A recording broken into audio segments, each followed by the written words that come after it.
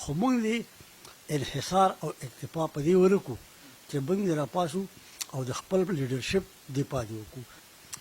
دا پاکستان تر څو چې په دې پاکستان باندې واکداري بالادستي د وردی وي دلته جمهوریت وده نشي کولی. د غږ نیوز کتونکو په پروګرام دریځ کې درته هرکلی وایم. نن را سره په دریځ کې ډېر محترم شمس بنیری صاحب ناست دی. شمس بنیری صاحب به تاسو ډېر ښه پېژنئ. ستر لیکوال دی، سیاسي مبارز دی، قانون پوه دی. شمس صاحب د ډېر وخت نه خپل سیاسي جدوجهد جاري ساتلی دی. کله چې هم د مزاحمتي سیاست نوم راځي نو د شمس صاحب نوم پکې مخې ته وي. شمس صاحب ډېر جدوجهد کړی د دې قام دپاره، د وطن دپاره. هغو خپل سیاست کړی دي. په دغه لاره کې هغو د ډېرو ستونزو سره هم مخ شوي دي. نو موږ غوښتله چې نن د شمس صاحب سره دریځ ریکارډ کړو. نو شمس صاحب تاسو ته په پروګرام کې هرکلی وایم. او زما وړاندۍ پوښتنه دا ده چې تاسو چونکې د طالب علمۍ د وختونه سیاست میدان ته راغلي یئ، په دې لاره کې تاسو خپله وړاندۍ نوکري هم قرباني کړې وه، هغې نه لاس اخیستی و. نو تاسو ته چونکې پته وه هغه وخت کې چې کوم هم مزاحمتي سیاست کوم ګوندونه هم کوو چا هم کوو نو هغو ډېر د کړاوونو سره ستونزو سره به مخ کېدل. تاسو ته باوجود د دغې معلوماتو بیا هم تاسو د ځان لپاره سیاسي میدان غوره کړو، دې میدان ته راغلی. د دغې شاته څه وجوهات وو؟ اصل خبره دا ده چې دا رښتیا خبره ده چې په 1980 کې د والي سوات په دور کې چې ما 10 پاس کو زه د سکول استاد شوم. خو دا یوه خبره وه چې په څه نه څه شکل کې موږ د دې ځای نه روان شو، پېښور ته به ورسېدو.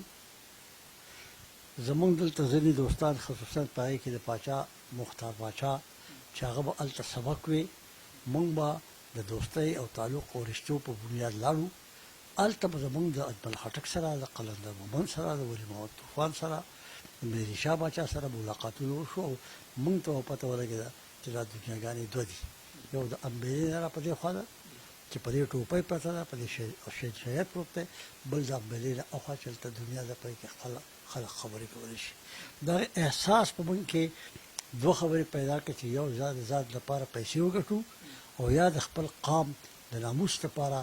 یا د خپل قام د مخکې بوتلو لپاره مبارزه او جدوجهد وکړو. لہذا د وختونو د تقاضو مطابق د لومړۍ لارې په ذریعه باندې ما دویمه لاره غوره کړه. زه تا ته دا خبره کوم چې په علم کې به داسې غار موجود نه وي. زمونږ په دې حلقه او علاقه کې به داسې د پارټۍ د ګوند د کورنۍ سړی نه وي چې په ما انعام مقرر چې کله چا ګرفتار کو 15 لکه روپۍ به هغه ته ملوېږي او یو نوکري به ورته ملوېږي. خو د دې خلقو باوجود هم په کار ده چې هغوی په ما پیسې اخیستې وې. پښتانه وو، د دې خاورې بچی وم. ما ته یې په کورونو کې د خپلو خویندو سره د خپلو میندو سره ما ته یې پناه راکړې وه او د هغې پناه په نتیجه کې د ملګرو سره یې ما د رابطو ذریعه وکړو. زه تاسو ته یو خبره،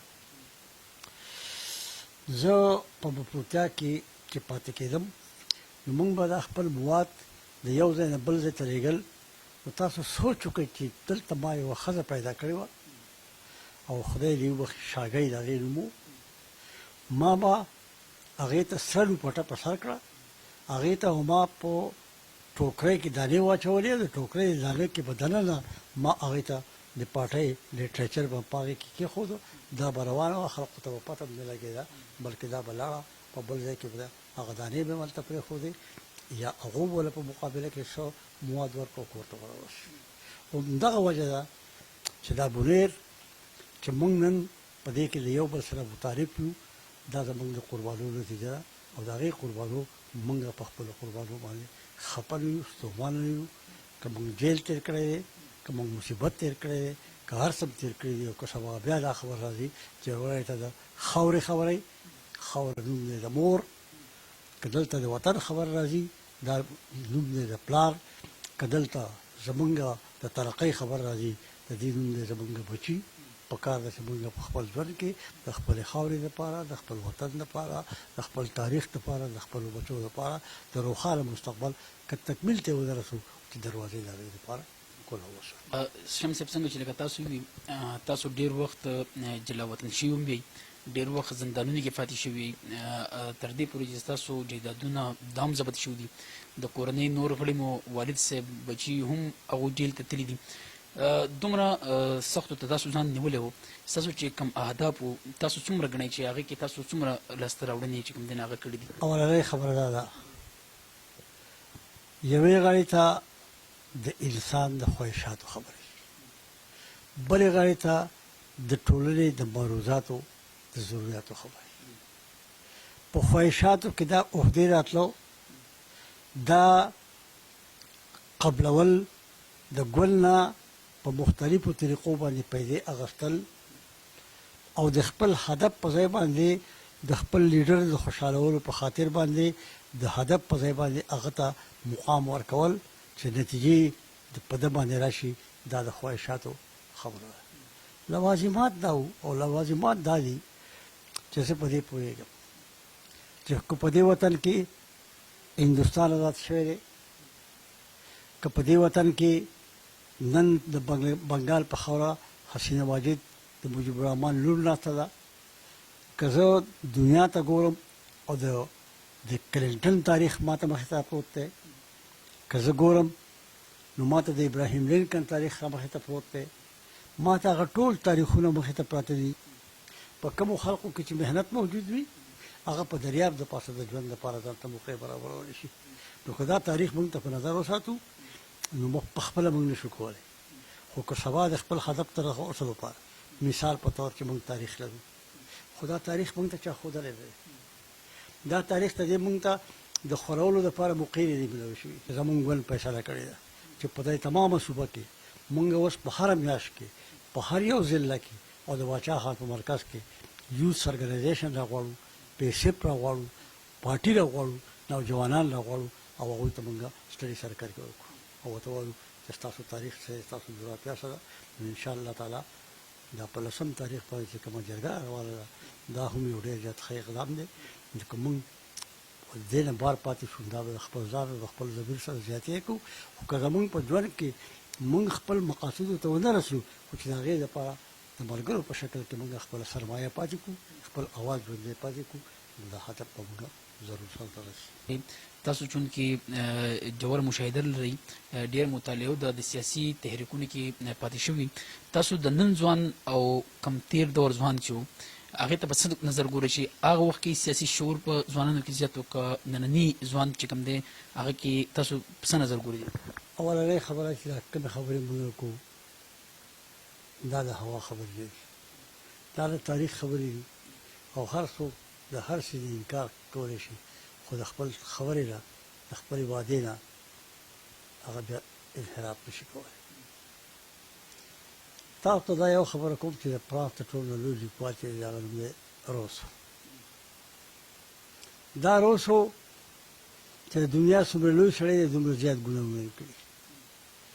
او چې څومره ګناهونه یې کړي دومره لوی کتاب یې لیکلی دی د هغې نوم دی کنفیشن ما سره دلته پروت هم دی خپلې غلطۍ منلي او کوشش یې کړی چې ملګرو ته لاره کوله وکړي چې د هغه د غلطو اعاده ونه شي اصلاح وشي. د پرون د دور په سیاست او د نن د دور په سیاست کې ډېر زیات فرق دی. پرون سیاست چې دا مخامخ و د پیرنګي سره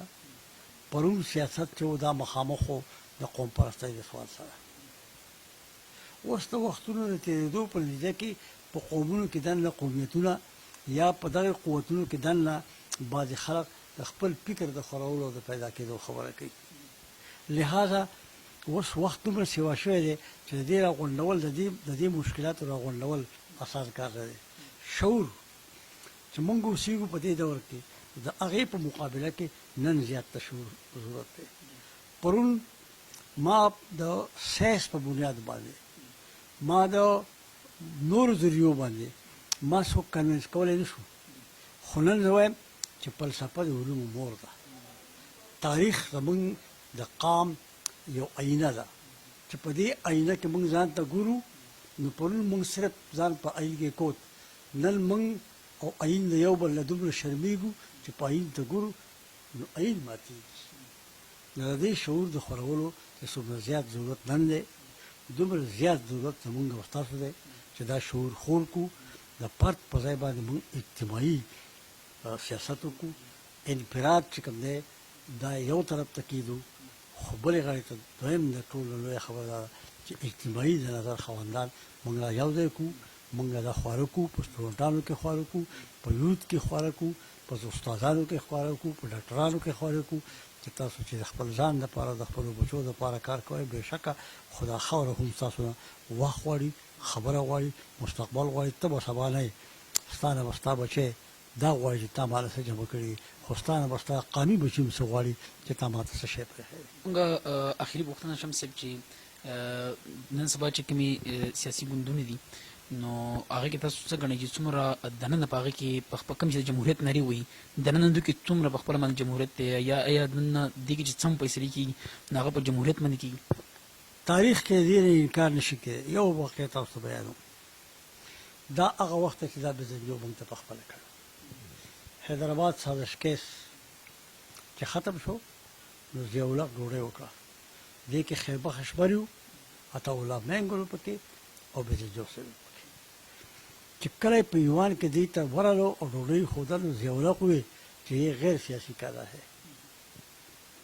نو عطاالله مینګل بزنجو ته چل بزن غیر سیاسوں کا کھانا تو گدوں کے لیے ہوتا ہے اس سے تو گدوں کو بلایا ہے ہم گدے نہیں ہے ډوډۍ ورته پرېښوده خو نن ته د بلوچستان دغه تاریخ ته وګوره هغه خلق چې په غرور کې ناست دی د مفتي د خاندان خلق په هغه شکل کې برګېتیا نه کوي بلکې کوشش کوي دغه شان زمونږ په دې خاوره باندې که ډېرې پارټۍ جوړې شوي که موږ نومونه اخلو نو دا به خلک وو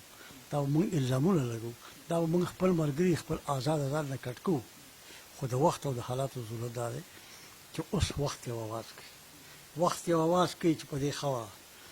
د جنګېدلو دپاره د یوازې ځان په ځای باندې د ټولو ګوندونو د قام پرستو ګوندونو شریکې ناسته پکار ده او د دې شریکې ناستې د کتلو لپاره لکه څنګه چې شوروي اتحاد راغلی او شوروي اتحاد لاړ افغانستان ته امریکا راغلې وه معاهده یې وکړه او لاړه خو افغانستان د خلقو دی هلته که جنګ کېږي